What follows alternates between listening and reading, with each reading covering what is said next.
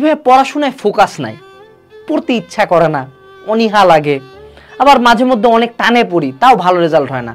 মানে আদৌ যে পড়তেছি, পড়া থেকে যে কি আউটপুট পাইতেছি তাই বুঝি না। এইচএসসি যে টাইমটাতে তোমার পড়াশোনার একদম মোক্ষম সময়, সেই টাইমটাতেও তোমার পড়াশোনা হইতেছে না। রিজনটা কি, চলো আমরা ফাইন্ড আউট করার চেষ্টা করি। তোমাদের এখন সমস্যাটা কি দেখো, ধরো তোমার এটা হলো ব্রেন, ঠিক আছে?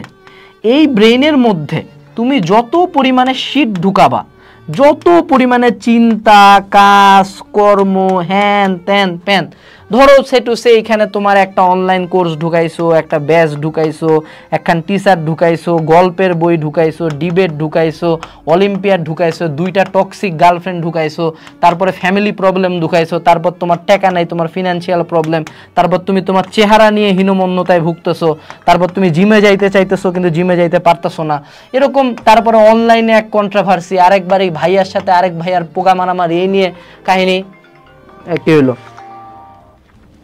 সরি। তো এরকম মেলা জিনিসপাতি তোমার মাথার মধ্যে ঢুকতেই আছে। তো অ্যাট দিস পয়েন্ট তুমি চিন্তা করো, তো একটা ব্রেনের মধ্যে যদি এতগুলা শীট তুমি ঢুকায় দাও, যেখানের মধ্যে পড়াশোনা, যে আমার সেলফ স্টাডি, নিজে যে পড়তাম, নিজে যে আমি ধরো সে বুয়েটে চান্স পাইতে চাই, এগুলার কিন্তু খুব কম জায়গা, বুঝছো? তুমি ব্রেনের মধ্যে যাই ঢুকাও, এটা যত ছোট্ট জিনিস হোক, এটা কিন্তু ব্রেনের মধ্যে একটু না একটু জায়গা খাবে।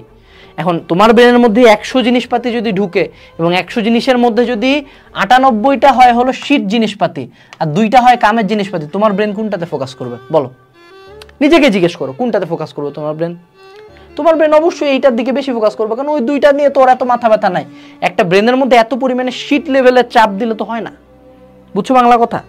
তো তোমাদের ইস্যুটা কোন জায়গায় দেখো, তোমাদের ইস্যু হলো তোমরা এসএসসি এইচএসসি লাইফে সব করবা, মানে তোমরা হলো বিশাল বড়, মানে আরে মুই কি হুনুরে, হ্যাঁ সব পারবো আমি ভালো স্টুডেন্ট হব, ডিবেট হব, ক্যাপ্টেন হব, এই করব ওই করব, খেলে বেড়াবো, অনলাইনে আসে 14 ঘন্টা ফেসবুক চালাবো, রিলস দেখবো, এই ভাইয়ার পোস্টে কমন, ওই ভাইয়া কেন ব্যাক আসলো, এই ভাইয়ার সাথে ওই ভাইয়ার কাহিনী, আমার আবার গার্লফ্রেন্ড নিয়ে কাহিনী, এই নিয়ে গ্রুপের মধ্যে কাহিনী, অনলাইনে বিভিন্ন ভিডিও দেখতেছি, আবার গেম খেলি, আবার জিমে যায়, আবার বাইরেও খেলতে যায়, আবার জীবন নিয়ে হতাশা, আবার ফ্যামিলি প্রবলেম, এত কিছু ব্রেনে ধরে, এত কিছু ধরলে পড়বি কখন বেটা?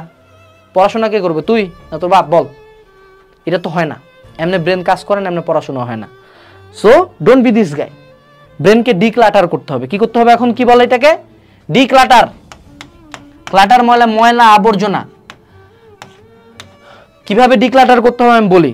আজকে ভিডিও শেষ করে বসবা, খাতা কলম নিয়ে লিখবা যে তোমার লাইফে কি কি প্রবলেম, সুন্দর মতো আগে বসে খাতা কলম নিয়ে লিখবা যে জীবন থেকে এখন কি কি বাদ দেওয়া যায়।